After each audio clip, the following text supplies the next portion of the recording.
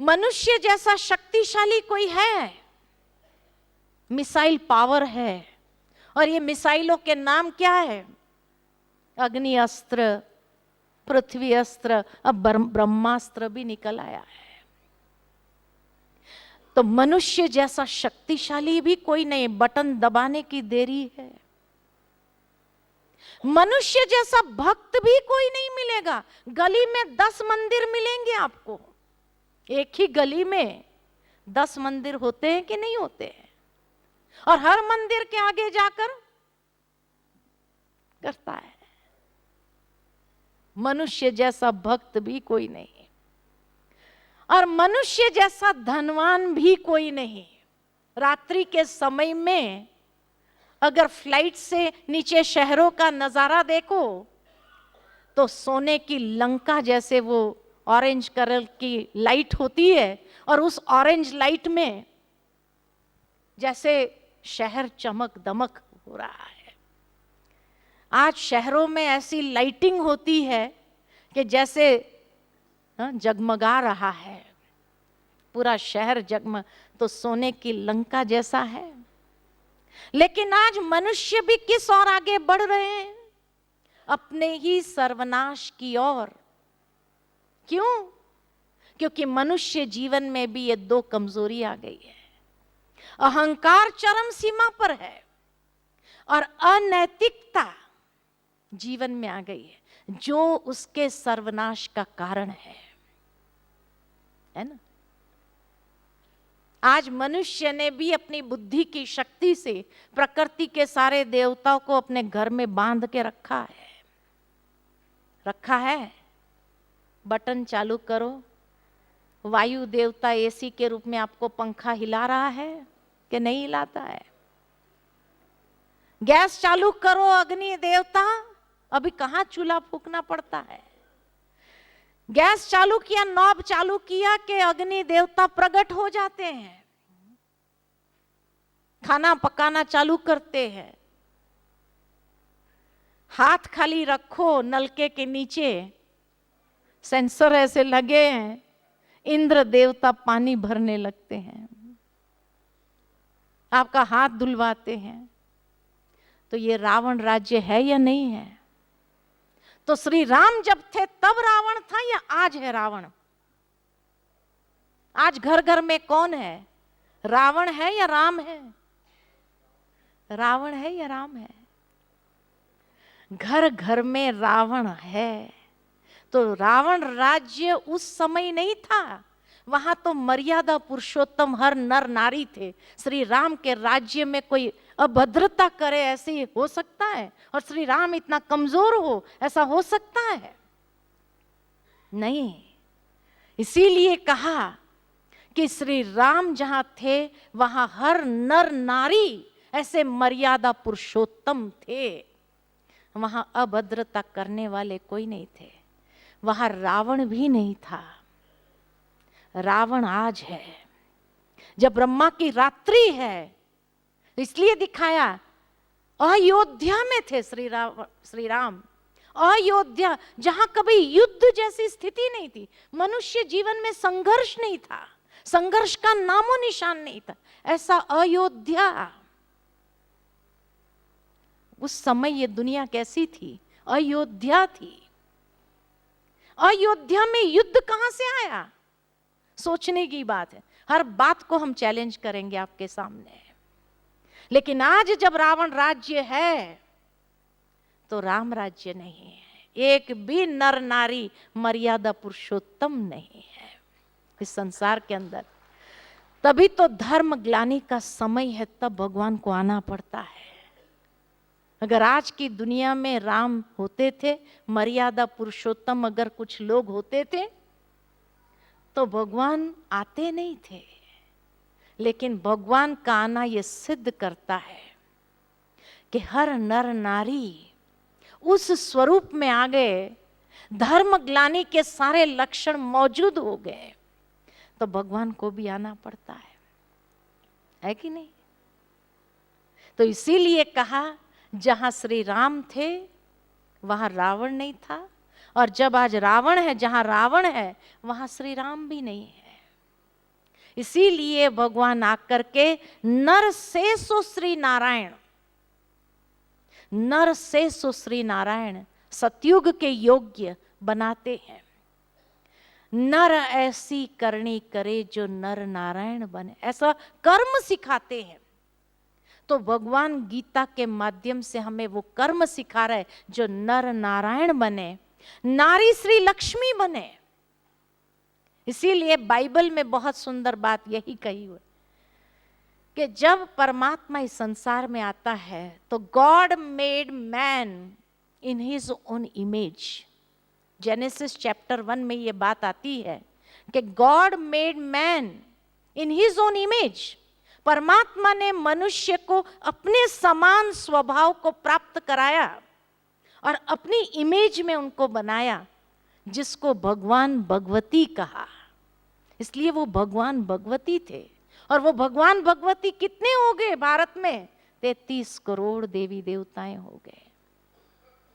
33 करोड़ जहां पॉपुलेशन था, सारे मर्यादा पुरुषोत्तम थे।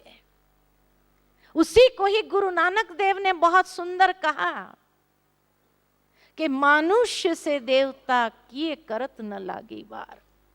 भगवान को मनुष्य को देव बनाने में देर नहीं लगती है। उनके अंदर अपनी शक्ति से वो दैवी संस्कारों का सिंचन करते हैं और मनुष्य को देव तुल्य बनाते हैं, विशेष रूप में उनका सृजन करते हैं। और फिर आगे भगवान कहते हैं कि जब मनुष्य में मैं अवतरित होता हूं मनुष्य रूप में, क्योंकि कलयुग में कोई देव तो है नहीं, इसलिए भगवान को जब आना पड़ता है तो मनुष्य रूप में ही आना पड़ता है, उसमें ही पर काया प्रवेश करना पड़ता है।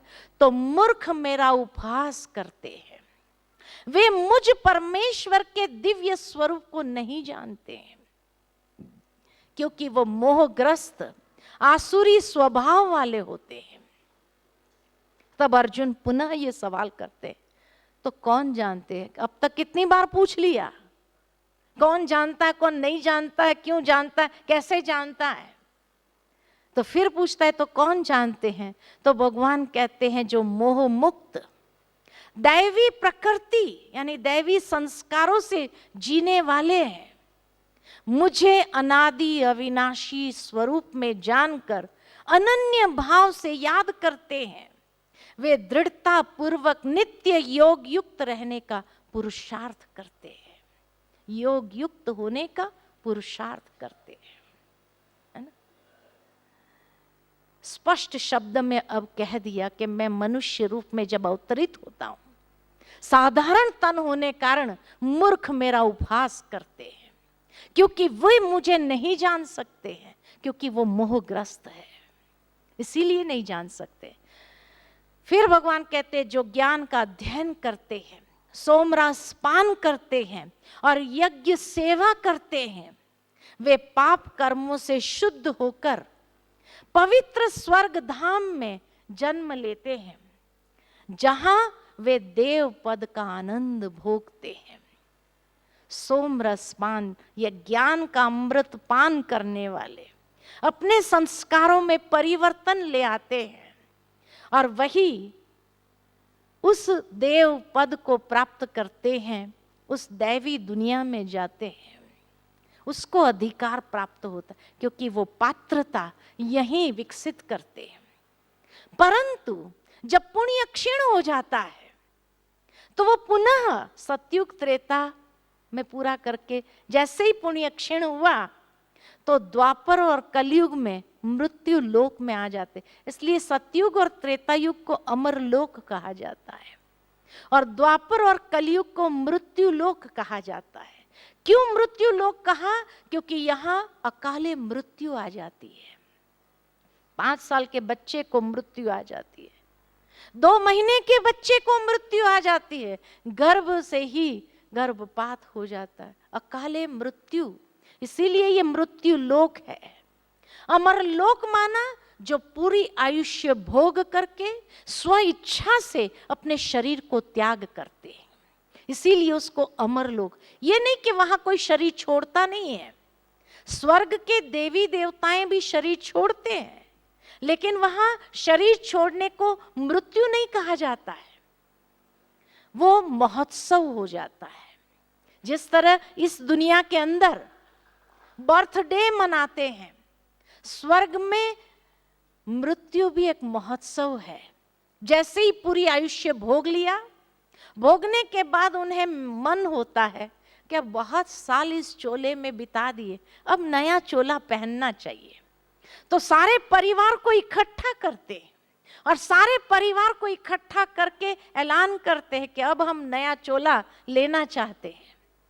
तो सब बाजे गाजे सहित उसको विदाई देते। तो जहां मृत्यु भी एक महोत्सव हो जाता है, इसलिए उसको अमर लोक कहा गया। अमर लोक माना शरीर तो छोड़ते हैं, लेकिन उसका गम, उसका दुख नहीं होता है।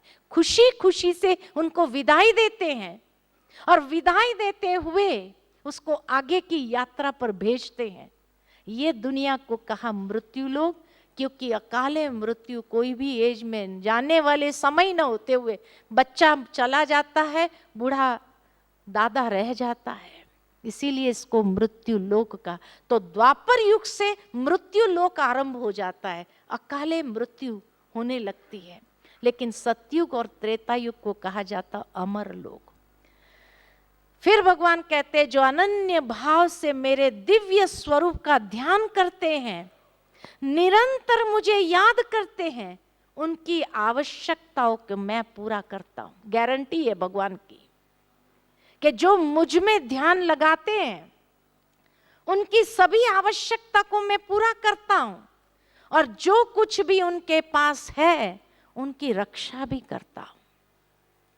इतनी गारंटी और कोई ले सकता है? परमात्मा ही ये गारंटी लेता है। इसीलिए मेरा ध्यान करो, अनन्य भाव। अनन्य माना अन्य कोई नहीं, सिर्फ एक मुझे याद करो। और आज यही समाप्त करते हैं, और फिर कल आगे इसी अध्याय को आगे देखेंगे कि फिर हर एक जिस तरह से भक्ति करते हैं, किसको याद करते हैं, जिस जिस को याद करते, उस अनुसार कैसे गति को प्राप्त करते हैं। गुह्य ज्ञान जो भगवान सुना रहा है, ब्रह्मा के दिन और रात के विषय में जो बातें सुनाई, शायद हमारे अंदर के कई पर्दे खुलते गए कि हम कुछ रहस्य को समझ पाए कि ये संसार चक्र किस तरह से चलता है। सतयुग, त्रेता, द्वापर, कलयुग किस तरह से चलता है, चक्र कैसे घूमता है और अंत में कैसे वापस जाना है। तो इसीलिए आज यहीं समाप्त करते हैं, कल आगे देखेंगे। और आगे बहुत सुंदर बातें बताई है। गीता को जैसे जैसे समझते जाएंगे, गुह्य से गुह्य ईश्वर की कार्य प्रणाली को समझेंगे, और समझते हुए इतना आश्चर्य लगेगा कि भगवान के कार्य करने का तरीका कितना न्यारा, यूनिक है। तो इसीलिए आज यहीं समाप्त करके थोड़ी देर के लिए अपने ध्यान को एकाग्र करेंगे ईश्वर में।